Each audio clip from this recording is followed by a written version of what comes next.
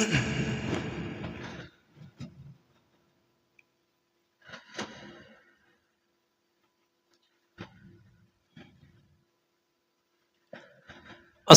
আলাইকুম রহমতুল্লাহি ওয়া বারাকাতুহু। আজকে নবম শ্রেণীর হাদিস শরীফ কিতাবুল আতঈমার দ্বিতীয় পাঠ আজকে তোমাদের পড়ানো শুরু হবে ইনশাআল্লাহ। তো আশা করি তোমরা পূর্বের ভিডিও দেখে নিয়েছো এবং সেই অনুযায়ী তোমরা পড়েও নিয়েছো। পরীক্ষার জন্য বিশেষ করে আর সময় তো নেই। তো প্রথম পাঠ তোমাদের পড়িয়ে দিয়েছি। আজকে তোমাদের হাদিস শুরু করছি ৩৯৯১ নম্বর হাদিস থেকে। প্রত্যেকেই হাদিসটা দেখবে এবং সামনে বই রেখে মিলিয়ে নেবে, শব্দ অর্থগুলো খেয়াল করবে এবং তার ভাব অর্থ বোঝার চেষ্টা করবে। তো কোনো রকম ভূমিকা ছাড়াই আমরা হাদিসের দিকে এগিয়ে যাই। বিসমিল্লাহির রহমানির রহিম। হাদিস নাম্বার হচ্ছে ৩৯৯১। ওয়ান আনাস রাদিয়াল্লাহু তাআলা আনহু قال ما علم النبي صلى الله عليه وسلم رأى راغفا مرققا حتى لاحق بالله ولا أرعى شاة سميتا بعينه قط رواه বুখারী। এটা বুখারী শরীফ থেকে নেওয়া হয়েছে। তো একটি বিষয় যে আমরা জানি বিভিন্ন হাদিসের আলোকে এবং বিভিন্ন ঘটনার পরিপ্রেক্ষিতে যে নবী করিম সাল্লাল্লাহু আলাইহি ওয়াসাল্লামকে আল্লাহ রাব্বুল আলামিন দুনিয়াবি সুখ শান্তি দেওয়ার জন্য জিবরাইল মারফত অনেকবারই আল্লাহ ঘোষণা দিয়েছেন। কিন্তু নবী করিম সাল্লাল্লাহু আলাইহি ওয়াসাল্লাম তিনি দুনিয়াবি সুখ শান্তি, দুনিয়াবি স্বাচ্ছন্দ্যকে ত্যাগ করে আল্লাহ রাব্বুল আলামিনের কাছে পরকালকে বেছে নিয়েছেন। বিশেষ করে তাঁর গুনাহগার উম্মতিরা কিভাবে নাজাত পাবে সেই দিক দিয়ে খেয়াল করে। নবী করিম সাল্লাল্লাহু আলাইহি ওয়াসাল্লাম সর্বদা তাঁর জিন্দেগিতে তিনি তাঁর গুনাহগার উম্মতির কথা চিন্তা করে দুনিয়াবি সমস্ত সুখ স্বাচ্ছন্দ্যকে ত্যাগ করে আল্লাহ রাব্বুল আলামিনের কাছে বেছে নিয়েছেন যে হাশরের ময়দানে কিয়ামতের দিন আমার উম্মত কিভাবে নাজাত পায়। তো এই হাদিসটা দেখো, বুঝতে পারবে যে আনাস রাদিয়াল্লাহু তাআলা আনহু যিনি খাদিমুর রাসূল, 10 বছর থেকে তিনি ছোটবেলায় থেকে তার মা তাকে রাসূলের খেদমত করার জন্য দিয়ে গিয়েছিলেন। তো সেই আনাস রাদিয়াল্লাহু তাআলা থেকে বর্ণিত হাদিস তিনি বলেছেন যে মা আলামুন নবী, আমার জানা নেই যে নবী করিম সাল্লাল্লাহু আলাইহি ওয়াসাল্লাম রাআ রাগীফান মুরাক্কাকান, যে তার জীবনে আমার জানা মতে তিনি বলছেন আমি যতদিন নবীর খেদমত করেছি তো আমার এই খেদমতের এই লম্হা এই মুহূর্তের মধ্যে যে আমার জানা নেই যে নবী করিম সাল্লাল্লাহু আলাইহি ওয়াসাল্লাম কোনোদিন দেখেছেন রাগীফান মুরাক্কাকান, পাতলা রুটি। পাতলা রুটি আমরা যেগুলো খেয়ে থাকি জানি, আমাদের তো রুটি এখন গম বা বিভিন্ন ধান পেশাই করার জন্য কত রকম মেশিন উঠেছে। তারপর রুটির মধ্যে একটা পাতলা রুটি, তার মধ্যে কোনো রকম দানা জাতীয় কিছু থাকে না, যে কত রকম সুন্দর একটা সূক্ষ্ম রুটি আমরা এখন পাই। কিন্তু তখন তো সব কিছু হাতে করা হতো, দানা থাকতো, গমের কিছু দানা, জবের কিছু দানা লেগেই থাকতো। তো নবী করিম সাল্লাল্লাহু আলাইহি ওয়াসাল্লাম সম্পর্কে বলছেন যে নবী করিম সাল্লাল্লাহু আলাইহি ওয়াসাল্লাম আমার জানা মতে যে আমি দেখিনি যে তিনি কোনোদিন পাতলা রুটি দেখেছেন। অর্থাৎ খাবার মধ্যে স্বাচ্ছন্দ্য তিনি গ্রহণ করেন।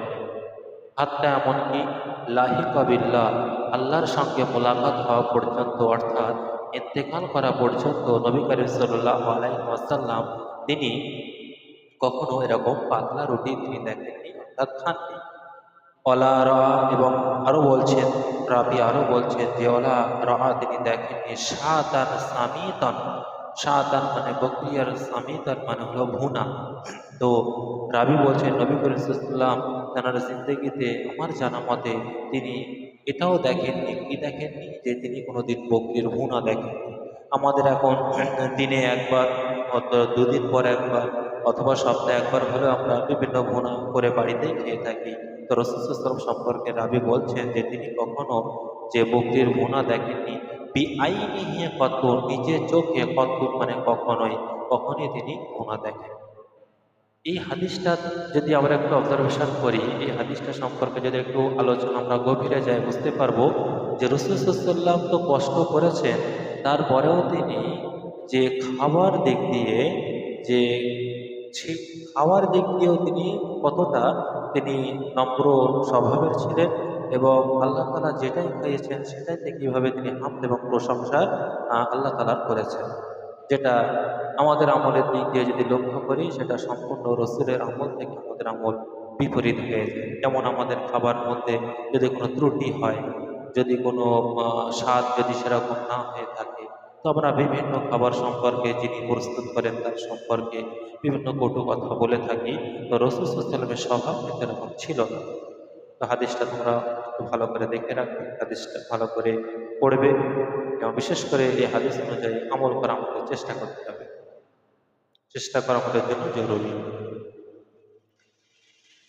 তারপর দেখো, হাদিস নাম্বার হচ্ছে 3995।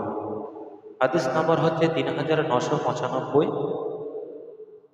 ওয়ানহু ক্বালা রাসূলুল্লাহ সাল্লাল্লাহু আলাইহি ওয়াসাল্লাম তুআমুল ইসনাইনি কাফি সালাসা ওয়া তুআমুস সালাসাতি কাফি আরবা, মুত্তাফাকুন আলাইহি। এটা বুখারী এবং মুসলিম শরীফ থেকে নেওয়া হয়েছে হাদিসটা।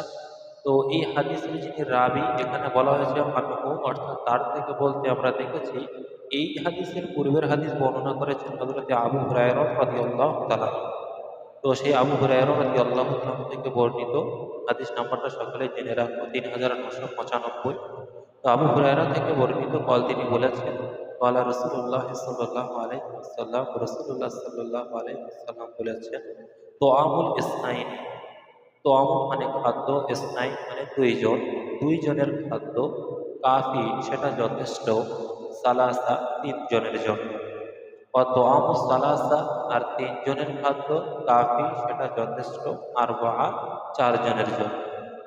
এটা একটু চিন্তা ভাবনা ছাড়াই আমরা বুঝতে পারি যে, ধরে নাও আমরা বাড়িতে দুইজন আছি, তো দুজনের জন্য কিছু খাদ্য প্রস্তুত করা হলো। তো হঠাৎ একটা মেহমান আগমন করলো, তো মেহমান যখন আসলো, তো আমরা তার জন্য নূতন করে কিছু যদি করতে নাও পারি, আমরা যে দুজনের খাদ্য প্রস্তুত করেছি, তো সেই খাদ্যটা যদি সেই মেহমানকে দিয়ে দেই, তাহলে তিনজনের আমাদের খাদ্যের মধ্যে আমরা তৃপ্তি পেয়ে যাই।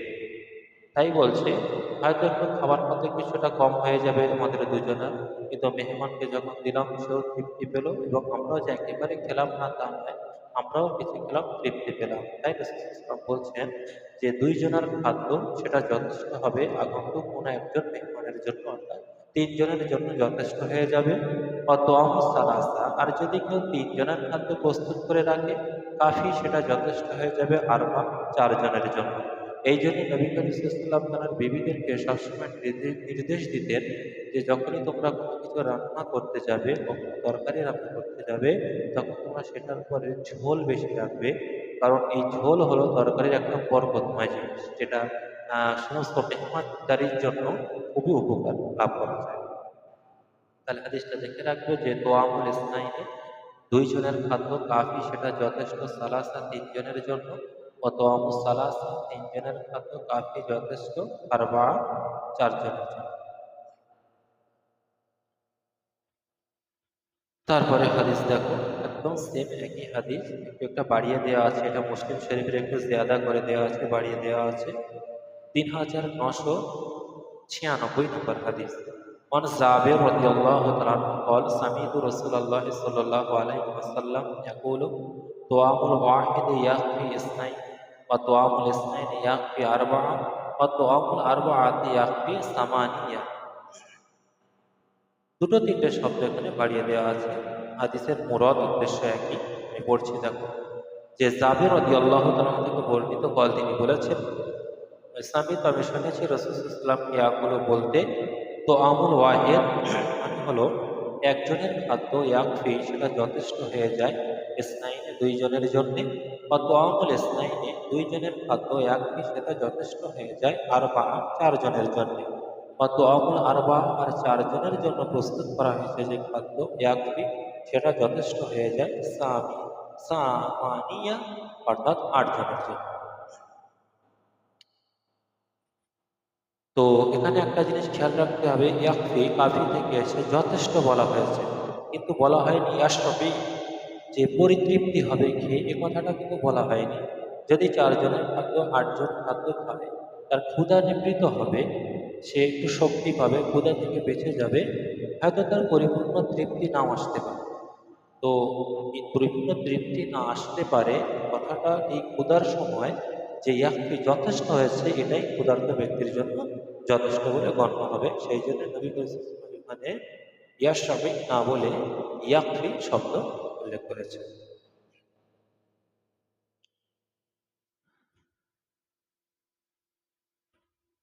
3997 নম্বর হাদিস। হাদিসটা খুবই ইম্পর্টেন্ট, তোমরা একটু দেখে নেবে। হাদিস বর্ণনা করছেন রাবি আম্মাজান ওয়ান আয়েশা রাদিয়াল্লাহু তাআলা আনহা قالت سمعت رسول الله صلى الله عليه وسلم يقول تلبينة مزمة لفؤداء المريض تذهب ببعض الحزن متفق عليه। এটা আমাদের জন্য খুবই উপকারী এবং প্রয়োজন, আমাদের এটা করতে হয়। যেমন আয়েশা রাদিয়াল্লাহু তাআলা থেকে বর্ণিত হাদিস আছে, তিনি বলেছেন যে আমি শুনেছি রাসূল সাল্লাল্লাহু আলাইহি ওয়াসাল্লাম কি ইয়াকুলু বলতে, তালবিনা, এই তালবিনা মুজাম্মাতুন লিল ফুআদিল মারিজ, মুজাম্মাতুন প্রশান্তি যোগায়, শান্তি আনে, একটু স্বস্তি জুগিয়ে দেয় তাদের জন্য, লি ফুআদিল মারিজ, অসুস্থ ব্যক্তির ফুয়াদ মানে হলো অন্তর। তালবিনা, এই তালবিনা অসুস্থ ব্যক্তির অন্তরে কিছুটা প্রশান্তি জুগিয়ে দেয়, শান্তি এনে দেয়, অন্তরটাকে একটু সুস্থ অনুভব করিয়ে দেয় তালবিনা। তো তালবিনা কি, এটা আমি পরে বলছি। যে ফুআদিল মারিজ, তাজহাবু দূর করে দেয়, বা এখানে মানে করা হবে হালকা করে দেয়, লাঘব করে দেয়, বিবাদিল হুজন, তার মনের কিছু হাজান, দুঃখ দুর্দশা, দুঃখ চিন্তা, তালবিনা সেটা কোনো অসুস্থ ব্যক্তি, পীড়িত ব্যক্তির অন্তরে প্রশান্তি আনে এবং মন থেকে তার দুশ্চিন্তাকে দূর করে দেয়। দুশ্চিন্তা কেন? যখন মানুষ অসুস্থ হয়ে থাকে তখন শয়তানও তাকে দাগা দেয়, প্ররোচনা দিয়ে থাকে যে তোমার এত এই হয়েছে, তোমার এরপরে এই হবে, তোমার এরপরে এই রোগ হবে। এটা শয়তান অসুস্থ ব্যক্তির অন্তরে লেগে যায়। তো তার মনটাও, শরীর অসুস্থতার সঙ্গে মনটাও একটু বিচলিত হয়ে পড়ে। রাসূল সাল্লাল্লাহু আলাইহি ওয়াসাল্লাম সেটাকে দূর করার জন্য তালবিনা ব্যবহার করতে বলেছেন। তো তালবিনা এক প্রকারের খাদ্য। কেমন খাদ্য পরে বলছি, আগে অনুবাদটা দেখো। যে বলছে তালবিনা মানুষের অন্তরে একটা প্রশান্তি জাগিয়ে দেয় তো বটে, এবং অসুস্থ ব্যক্তির মুজাম্মাতানিল ফুআদিল মারিদ, অসুস্থ ব্যক্তির অন্তরে কিছুটা প্রশান্তি আনে, আর তাযহাবু বিবাদিল হুজন, এবং অন্তর থেকে কিছুটা দুঃখ দুর্দশাকে দূর করে শান্তি এনে দেয়। এখন দেখো তালবিনা কি? তালবিনা বলা হয়েছে তরল ও লঘুপাক এক জাতীয় খাদ্য। বিভিন্ন খাদ্যের সংমিশ্রণে এটাকে তৈরি করা হয়। যেমন তোমরা হাদিসে পেয়ে যাবে মিহি, ময়দা, দুধ ও মধু ইত্যাদি বিভিন্ন উপকরণকে একত্রে সেটাকে প্রস্তুত করা, এবং তাতে দুধ, পনির ইত্যাদি দেওয়া হয়ে থাকে। একত্র করে সেটাকে খাওয়া, এই একত্র করে যে খাদ্যটা তৈরি করা হয় সমস্ত ওই খাদ্য জাতীয় জিনিসগুলো দিয়ে, ময়দা, দুধ, মধু, যা কিছু উপকরণ আছে সমস্ত কিছু দিয়ে যখন তৈরি করা হয় ওটাকে তালবিনা বলা হয়, এবং এটাই মানুষের জন্য, অসুস্থ ব্যক্তির জন্য খুবই উপকারী। তো আমরা যেরকম এটা প্রস্তুত করতে পারি, যখন আমরা খিচুড়ি যেটা তৈরি করি, দেখবে তাতে চাল ডাল থেকে শুরু করে তেল, সমস্ত মশলাপাতি একসাথে দিয়ে মোটামুটি খিচুড়ি বানানো হয়। তো ঠিক ওই রকম ওইভাবেই তৈরি করা হয়। তারপরে চলো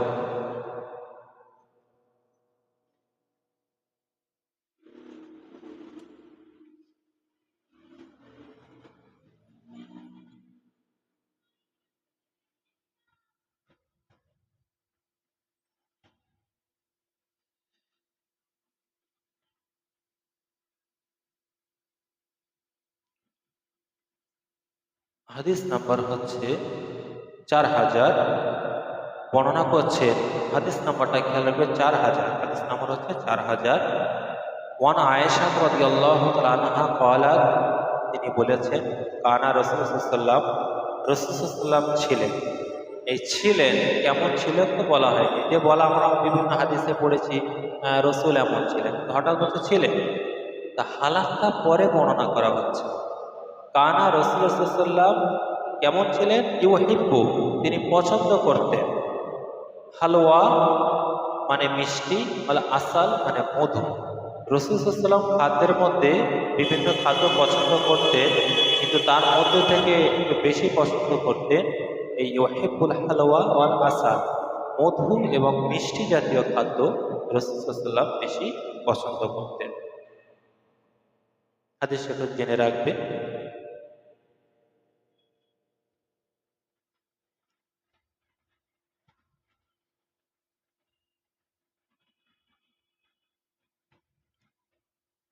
4003 হাদিস নম্বর দেখো, 4003।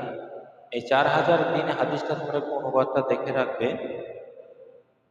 হাদিস বর্ণনা করেছেন ওয়ান আব্দুল্লাহ ইবনে জাফর রাদিয়াল্লাহু তাআলা আনহু বল, তিনি বলেছেন, রাআইতু, আমি দেখেছি, রাসূলুল্লাহ সাল্লাল্লাহু আলাইহি ওয়াসাল্লাম, রাসূলুল্লাহ সাল্লাল্লাহু আলাইহি ওয়াসাল্লামকে দেখেছি, ইয়াকুলু, তিনি খেতে দেখেছি, বলছে রুতাব বিল কিসাই, রুতাব বিল কিসাই। রুতাব বলা হয় মিষ্টি পাকা তরতাজা খেজুরকে রুতাব বলা হয়। তোমরা রুতাবটা একটু দাগ দিয়ে রাখবে এবং এটা একটু মনেটা দেখে রাখবে। একদম সুন্দর পাকা তরতাজা খেজুরকে রুতাব বলা হয়। রসুল রাবি বলছেন, আমি রাসূল সাল্লাল্লাহু আলাইহি ওয়াসাল্লামকে সেই খেজুর খেতে দেখেছি বিল কিসরাই, কাঁকড়ির সাথে। কাঁকড়ি, কেউ কেউ শসা বলেছে, কিন্তু কাঁকড়ি বলে এক প্রকারের ফল হয়, এটা শসার মতোই কিছুটা লাগে। তো রাসূল সাল্লাল্লাহু আলাইহি ওয়াসাল্লাম সেই কাঁকড়ি, সেই সবজির সঙ্গে তিনি এই পাকা তরতাজা খেজুর খেয়েছেন। রাবি বলছেন আব্দুল্লাহ ইবনে জাফর, আমি এটা দেখেছি।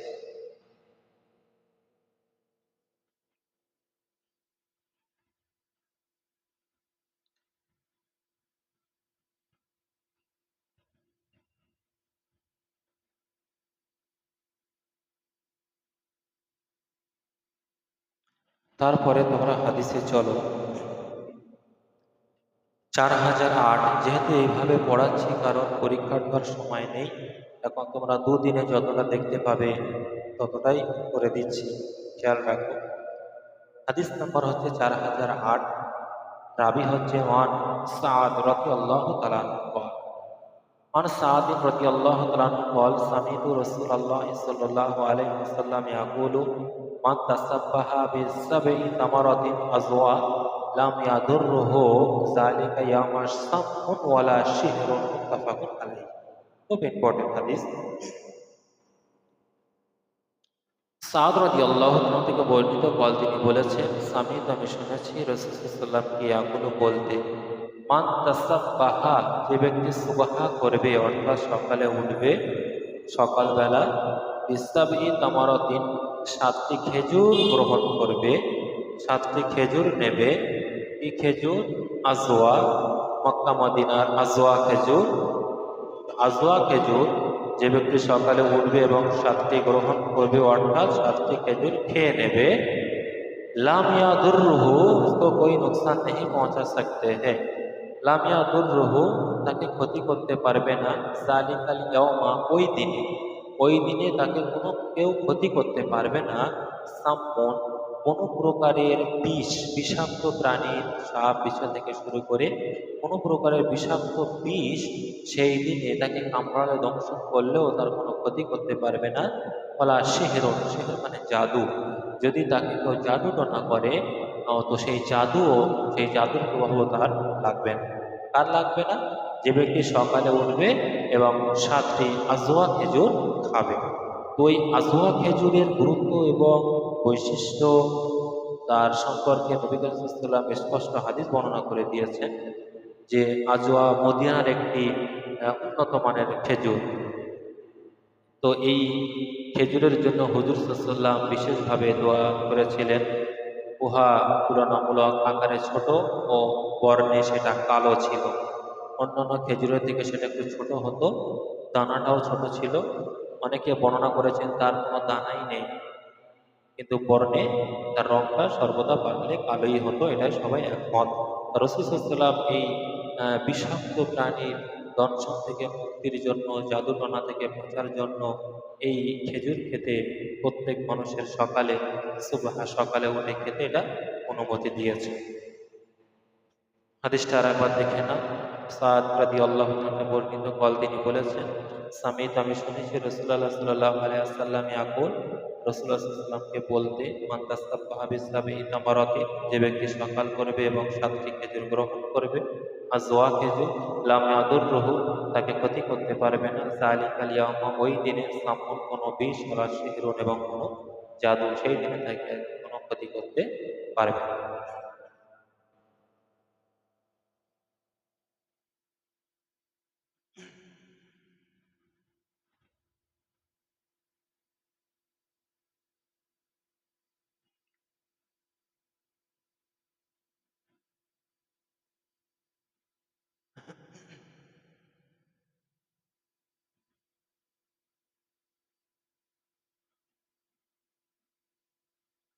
তারপরের হাদিস,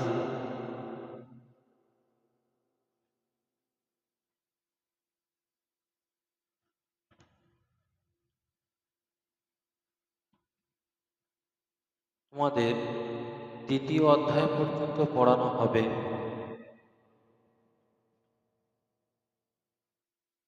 আচ্ছা, আপাতত তোমাদের এই পর্যন্ত হাদিস রাখছি। এর পরের ক্লাসে তোমাদের 4000, সম্ভবত 11, হ্যাঁ 4011 নম্বর হাদিস থেকে তোমাদের পড়ানো হবে। এ পর্যন্ত পড়ানো হলো, তোমরা এটা একটু ভালো করে দেখে নাও। তারপর 4011 নম্বর হাদিস থেকে তোমাদের আর একটা ক্লাস আমি করে দেবো ইনশাআল্লাহ। সকলে ভালো করে দেখে নাও, আশা করি এর মধ্যে থেকে অনেকটা প্রশ্ন তোমরা পেয়ে যাবে। আসসালামু আলাইকুম ওয়া রাহমাতুল্লাহি ওয়া বারাকাতুহু।